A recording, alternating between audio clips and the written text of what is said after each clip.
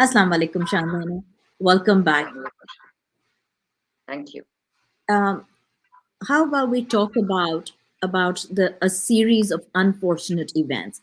We will talk about the downfall of Pakistan that started last year in April of 2022, a growing economy, a progressing country, and suddenly um, a series of unfortunate events that led to the catastrophe that Pakistan sees itself in right now. Let's talk about what happened, how we reached here. Thank you, Saman. As you rightly put it, the destruction of the economy of Pakistan, the destruction of democracy, the destruction of human rights, the destruction of civility, morality, decency, it all started with one man's naked ambition to continue in his position for yet another 3 to 5 or X amount of years that he could garner. And that is where this entire story begins, that Pakistan has historically, for the last 75 years, we've seen the destruction of this country through individuals, not through institutions. Every time one man or woman with naked ambition comes forward, they put the entire country out to hang. Now, starting with last year, before the vote of no confidence, if you recall the drama of cipher, it's got wind again since yesterday, and I'll explain why. But long before the vote of no confidence and long before the cipher came to Pakistan, people like me and dozens of parliamentarians, I can tell you, we were approached by different agencies, different authorities, both foreign and local, and we were told that Mr. Bajwa no longer likes Imran Khan, and therefore Khan's government has to be packed off, sent away, and people like us were approached to change sides or leave politics, etc. Of course, that still continues to happen with violence now. Before it was without violence. We were offered positions in the new government. And of course, it was all surreal at that time to believe. The economy was doing exceptionally well. We were at 6% growth rate, unseen at the time of COVID in any of the countries around us, including many of the developed ones. We had fared through COVID very well in terms of health as well, lowest deaths anywhere in the world, lowest reported diseases. So we were doing rather well. Our exports were up. Global high, 34 billion, never seen before in Pakistan.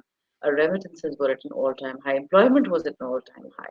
Agriculture, industry, every sector was doing very well, despite many external shocks and aggressions that we had to face in 3.5 years, including Indian aggression, etc. So when this cipher made its way to Pakistan, Asad Majid, the ambassador at that time in DC, and this has now been confirmed by Shehbaz Sharif in Parliament. His videos are circulating. Hina Rabbani current TV interviews that the language in the cipher sent to Pakistan was very strong, and that is unusual. You do not tell a sovereign country that please get rid of your elected prime minister by a third rate official at some government department in whatever country he chooses to come from. And we know what country it was. It wasn't the President of the United States, it wasn't the Speaker, it wasn't the Senate Chairman. It was a lowly ranking official who decides to threaten Mr. Bajwa. Now, that exercise has taken on such ridiculous moves and turns in the last few weeks, in particular with the statement yesterday by Azam Khan, then Principal Secretary to the Prime Minister. Azam Khan has been missing for the last more than 35, 40 days, like Imran Rayas. In fact, IG Islamabad went so far as to tell the court that they had no clue as to who had abducted him or where he was being kept.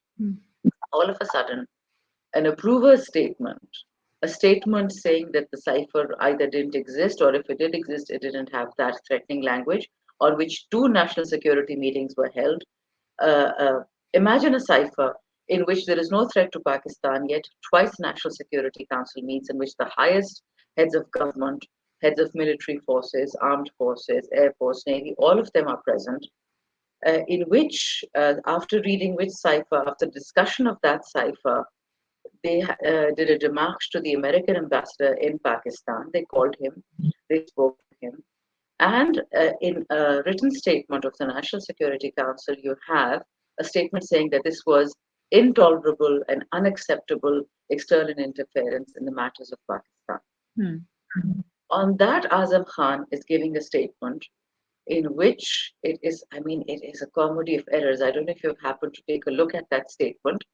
There is also a bracket in which there is a cue that Azam Khan will say this, that the statement was taken by Khan and he lost it. And please insert media clips of when Khan said he has lost the cipher. The cipher is a document which was shown to the entire National Security Committee.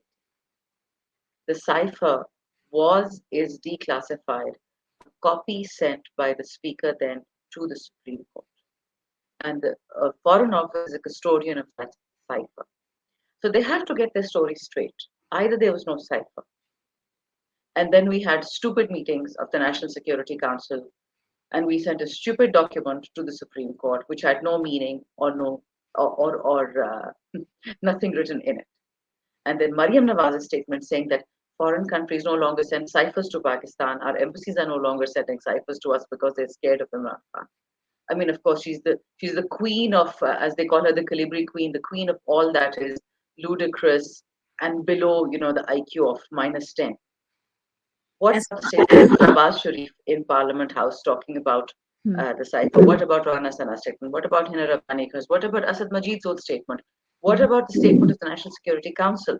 So either there was no cipher or there was a cipher. Now they're saying, well, the cipher didn't have that language that Imran Khan says. Well, if that be the case, you still have a chance. The declassified versions of this particular document still exist.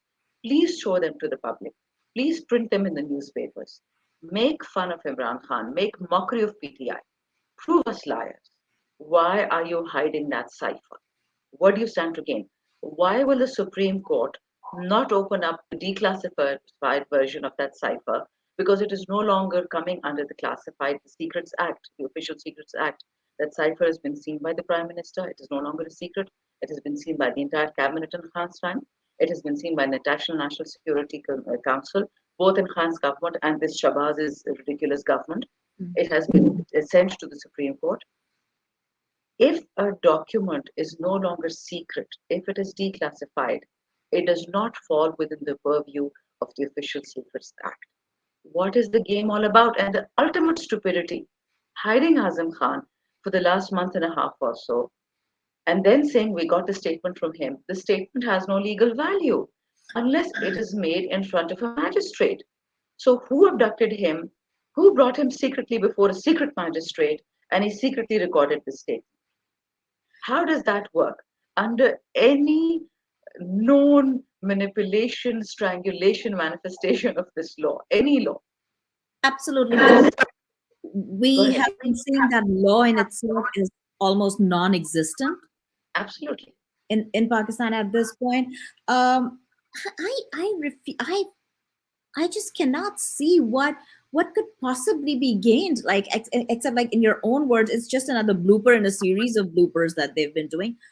They're clutching at straws, this government or the regime in itself. Or it's like, okay, what next? What can we do to uh, deviate the public focus away from election? The most important thing is to get free and fair elections done. The parliament should be heading towards its natural course of dissolution, because its term should be up by now, in August, I believe. And we should be heading towards election, but there is one thing or the other, like clutching at straws almost, to just get Imran Khan out of the picture somehow. you know sh- so yeah, what's going on with that? Why now? Why this weird statement when we all know that it has no legal standing? Um, Someone, it's rare that in the time that we're living in the era of abuse that we're all facing, and the kind of trauma our brothers and sisters, our colleagues in jail, Umar Chima, Dr. Yasmin Rashid, Sharyar Afridi, Ali Muhammad Khan, Alia Hamza, Tayyiba Raja, Falak Javed, all our brothers and sisters, Senator Ijaz Chaudhry, Umar Chima's innocent wife, the kind of trauma they're facing, it's hard for me to laugh or smile about anything. But the question you put to me, It reminds me of a passage, and I don't know if I've said this before to you, to please forgive me, chalk this up to old age. I repeat things very, very often now. Catch 22, a book written by Joseph Heller. In that, there's a Sunday sermon, and the head of the unit, the commander of the unit, requests the chaplain, the preacher, that for this particular Sunday, can we keep God out of the sermon? And the preacher replies to him that I think it'll be a little bit hard to keep God out of the Bible. And so, I mean, I draw analogies from this, that the kind of trauma these people have delivered to Pakistan, they want to keep Imran Khan out of politics. They want to keep him out of government. Well, then you've seen the results of that. April 22 to July 2023, Pakistan has been decimated. Our economy, they've tanked. They've made beggars out of us. Our people, they have shrunk the economy to the extent that no one can take a loan set. Forget about small, micro, and medium enterprises. Your large scale enterprises, these people that I have very little respect for, uh, they would go to General Bajwa and complain to Khan that don't let him agitate the cipher issue, because if he does, we'll lose our largest export market, which is partly EU, partly US, and then partly the Arab states, Gulf states. Interestingly, our exports have tanked.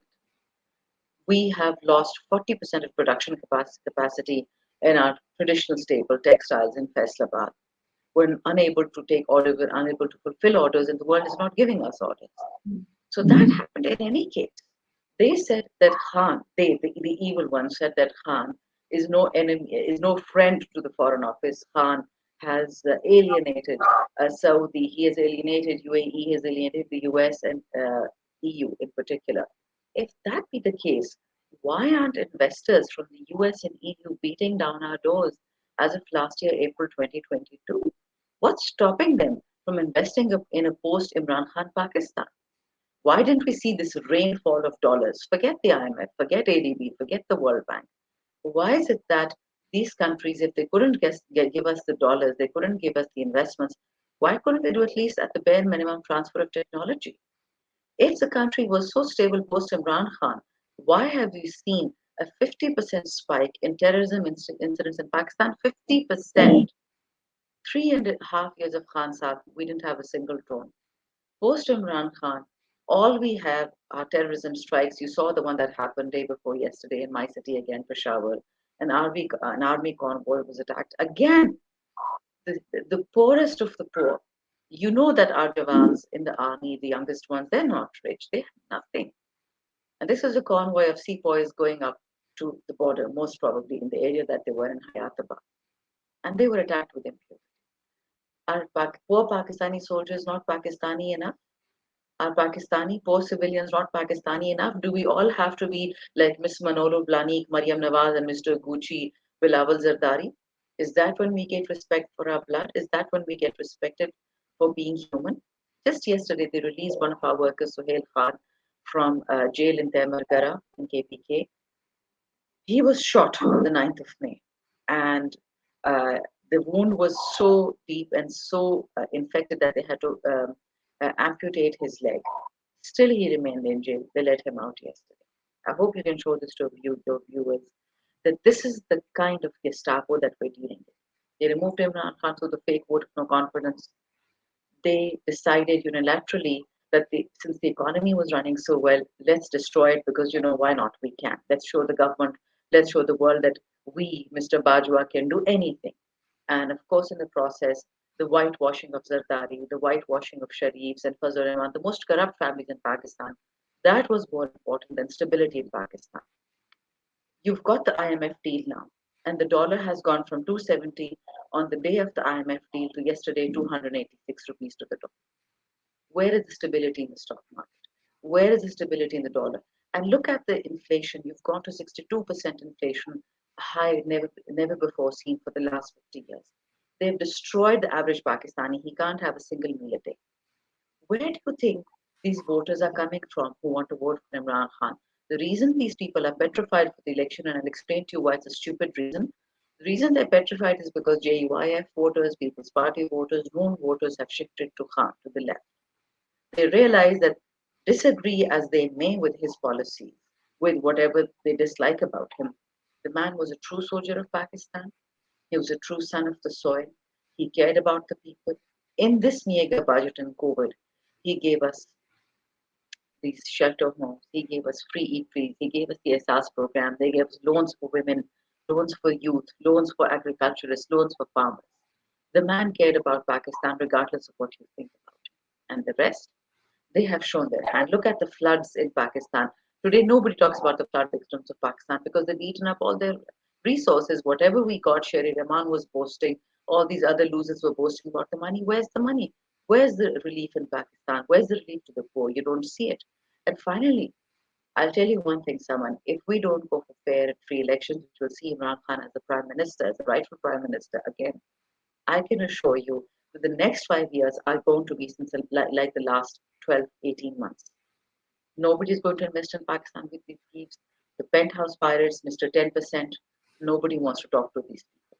And the kind of abuse they have meted out to their own Pakistanis, which was never meted out for Kulbashan or this, Abhinandan, the kind of abuse they've meted out to the people, it has forced the EU to actually mention the GSP Plus casually in a statement saying that while it does not impact the GSP Plus at the moment, but we are watching the use of military courts for civilian trials or anti-terrorism courts for civilian trials of a false flag operation. We are watching. That has scared the bejesus out of them. When was the last time you saw the IMF going to London to talk to Nawaz Sharif about the IMF program that Khan wanted to do? And yet, when these incompetent, corrupt mafia wanted to go on, get ahead with the IMF program, the IMF decided to visit Imran Khan. Hmm. I'm surprised they didn't make the IMF to, a press conference denouncing all knowledge and all visit of the visit to Imran Khan, the way they do with everybody else from PTI, that we don't know him. Yesterday, 2 days ago in Peshawar, interestingly, and I'll end on this, the drama that is happening in this country, Hmm. that two of our MPAs were picked up for being terrorists. They were taken to courts under the anti-terrorism law, to the anti-terrorism court, saying that they were participants of the 9th May false flag operation. Mm-hmm. And as soon as they joined Parvez Khatak's new party, whatever it's called, all anti-terrorism charges were dropped. Do you realize what a dangerous trend that is? In Punjab, it's already operating.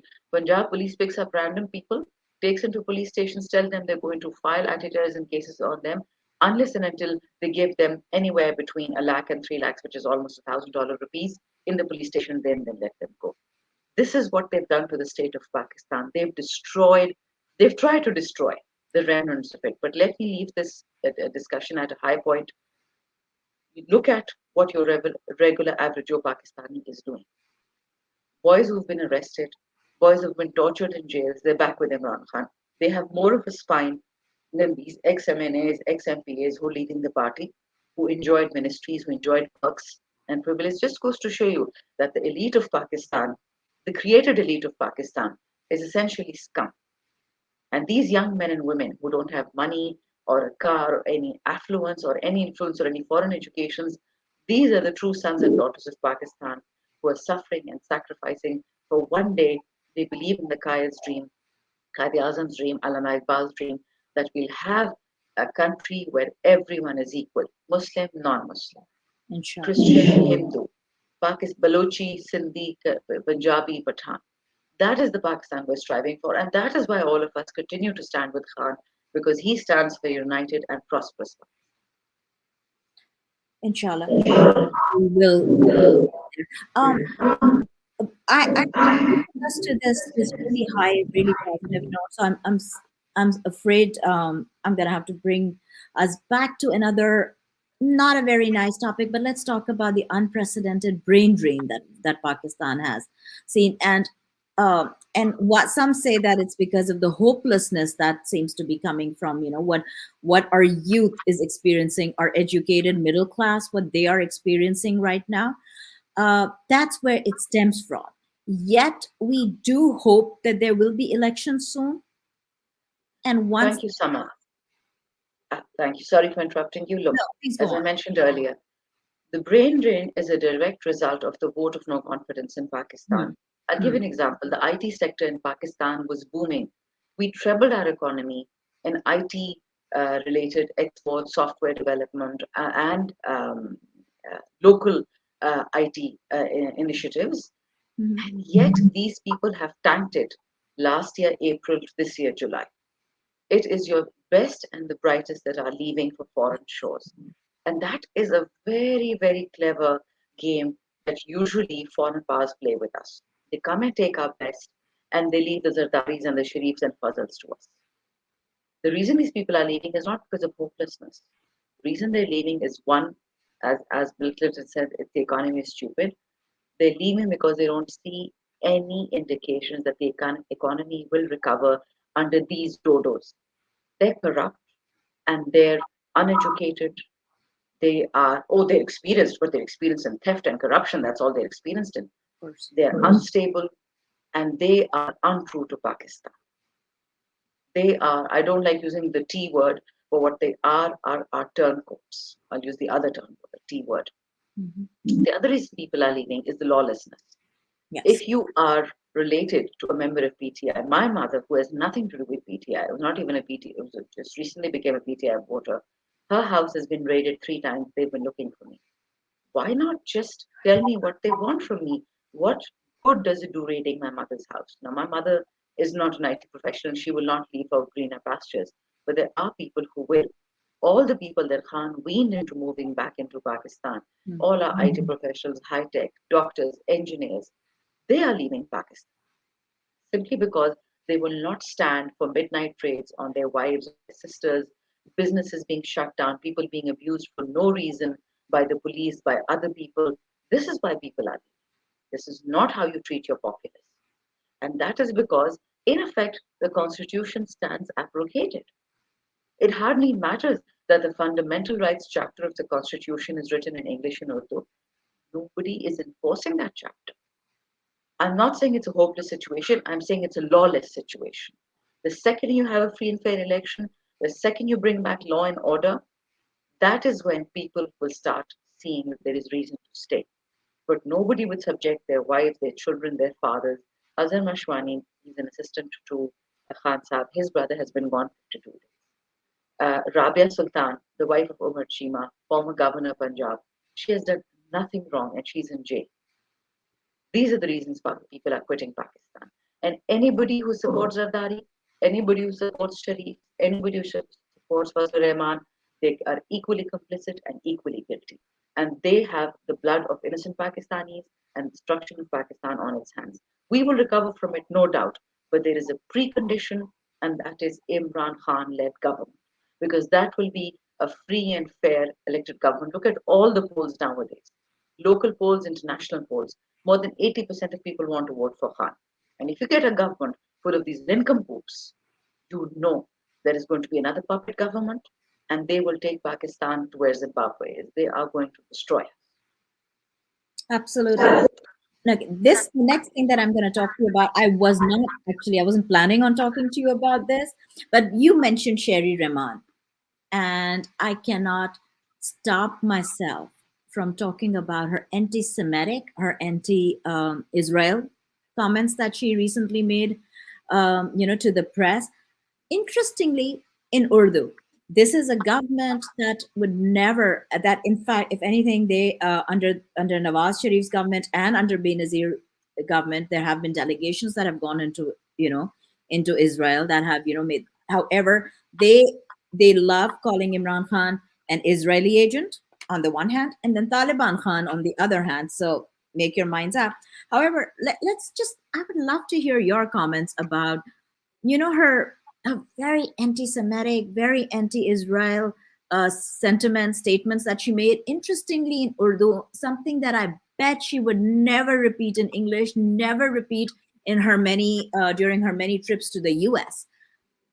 Would you like to comment on that, Shandana? To be honest, Senator Sherry Rahman is somebody I used to look up to once upon a time, but I'm afraid she's just like the rest. They'll all sell their soul to the highest bidder. And I'll give you an example. This year on Women's March Day, you know that Islamabad police attacked the women marchers in Islamabad for they were chanting anti-General Bajwa slogans. And it's interesting that it was the same day that in Lahore, The police raided Zaman Park and abused the women and hit the women. They killed Zilisha, a special child, a special person. Sherry Rahman in her statement said that it's one thing for the police to attack the women in Lahore. Now that is justified. But the women in Islamabad, they shouldn't have been touched. This is a minister for climate change in Pakistan who is saying that a certain kind of women that support Imran Khan, political workers of Imran Khan are fair game, they can abuse them. But women who are abusing General Bajwa, and this is on record, there are women who are abusing General Bajwa, they shouldn't have been arrested. Of course, she said Aurat March, she didn't say General Bajwa. That was the day that my heart kind of broke. I mean, I had no real hope from her, but I didn't realize she was capable of descending to those depths. I wonder what is the cause. She's an educated woman, or it seems like she's an educated woman. Recently, another one of her gaffes came to light when all the money that apparently the global West had pledged to Pakistan's funds, UK seems to be pulling out of it, and there's a statement that has been attributed to Rishi Sunak, and I don't know if it's confirmed or not, so it'll be important to get a confirmation independent of this, but apparently none of that money is coming forth. And finally, the statement that she made, this was in response to an Israeli delegation denouncing Pakistan, in particular Sindh, and the way they treat their people. It's the only province in Pakistan. Well, in Balochistan, they have private prisons, as you know, sanctioned by you know who. But in Sindh, these Vaderas, most of whom are in People's Party. You know, People's Party is no longer Pakistan Party. It's the Sindh Party. It's been reduced to interior Sindh. Hmm. These Vaderas, they still have slaves and fiefdoms and people that are chained and work for them for free forever. So when Israel made that statement against Sindh, thanks to Zardari's brilliant handling of Sindh in the last 15 years, she hit out at Imran Khan. That makes no sense. You don't like Israel? By all means, you're a minister. You have the right to say whatever you like. Why drag in Imran Khan into it? It's not the first time on the floor of the House I've heard stupid people say things which are anti Semitic. Now, it's one thing for Pakistan to have an anti Israel policy, and that's because of Palestine and the abuse Palestinians suffer. It's another thing to be anti Semitic, which is anti Jews. In the Quran, Jews, Christians, Muslims were all people of the book. We don't have permission to tarnish either Christians or Jews. They're all people of the book. So that distinction must be drawn. There's a huge difference in being anti Semitic and being anti apartheid, anti Zionist, which is Israel, the state of Israel today. Look at what they do in Jenin. And it's interesting that Sherry Rahman did not call out Israel when they were killing little children in Jenin. In the last year and a half, at least 45 plus children have been bombed by the Israeli authorities. Not a single word came out of this ridiculous government.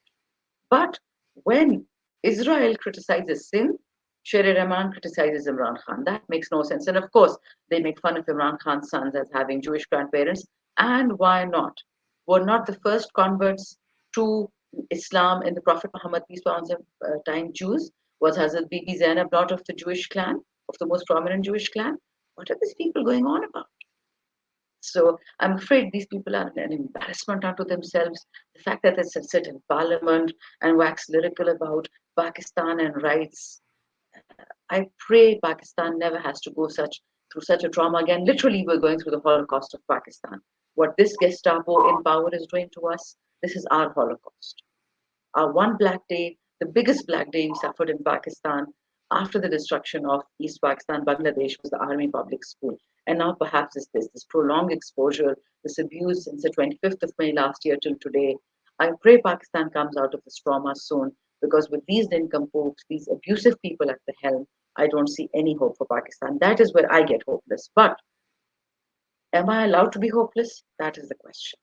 And since I'm a believer, my holy book tells me that loss of hope and lack of hope is simply not an option. We will succeed. We will struggle, no doubt. It will not be easy. But those of us who believe, and that's what these people don't understand. Unfortunately, they don't read many books beyond, their own self-effacing and self-value 2 pages that they print in the newspapers. If you ever read the Holy Book or any other book of common sense, we would know that these trials have happened to people before us and these trials will continue to happen. The question is, do we have the moral strength to stay the course? And the answer is a large yes, inshallah, absolutely. We will overcome these ugly odds, but these moments must not be forgotten. These people must not be forgiven for doing what they did to Pakistan's women, children, the poor, the flood victims, the abused people, those in jail suffering for no reason, those who've been murdered by this regime, Arshad Sharif, Zilay Shah, a special child who no one took pity on. So let these be lessons for us that we will get our real freedom, inshallah, one day, Hakiki Azadi, but many of us have paid a very strong price for it. And therefore, that struggle must not be forgotten anytime soon. And I would just add, because it just fits in so beautifully with at the end of like what you just said, Imran Khan's own words at the United Nations General Assembly, when he was talking about Islamophobia, and his words were, "And I believe in La ilaha illallah, there is no God but one, and we will fight." Thank you, Absolutely. Shandana, for your time. It's always an immense pleasure talking to you. And I will see you again next week, inshallah. Inshallah. Thank you so much.